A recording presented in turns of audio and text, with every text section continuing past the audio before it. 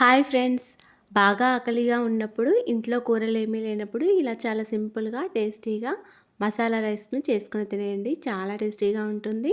ఇలా మీరు ఓసారి ట్రై చేసి చూడండి. మసాలా రైస్ కోసం ముందుగా అన్నంని ఉడికించుకొని ఇలా పొడి పొడిగా చేసుకొని పెట్టుకోవాలి. దీనికోసం ఒక పెద్ద సైజ్ ఆనియన్, ఒక 4 వరకు పచ్చిమిర్చి, కొద్దిగా కరివేపాకు కట్ చేసుకొని పెట్టుకోవాలి.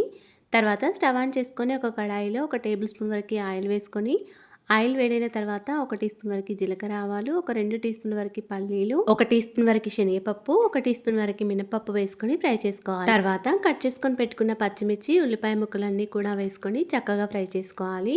ఇవన్నీ ఫ్రై అయిన తర్వాత దీనిలోకి పావు టీ స్పూన్ వరకు అల్లం వెల్లుల్లి పేస్ట్, ఒక పావు టీ స్పూన్ వరకు పసుపు, ఒక హాఫ్ టీ స్పూన్ వరకు కారం, ఒక పావు టీ స్పూన్ వరకు గరం మసాలా వేసుకొని మొత్తం అంతా ఒకసారి కలుపుకోవాలి.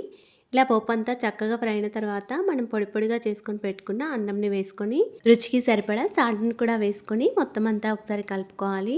పోపంతా కూడా అన్నంలో కలిసే విధంగా బాగా కలుపుకోవాలి. ఇలా కలిపిన తర్వాత దీనిలోకి కొద్దిగా కొత్తిమీర, కొంచెం నిమ్మరసం వేసుకొని మొత్తం అంతా ఒకసారి కలుపుకోవాలి.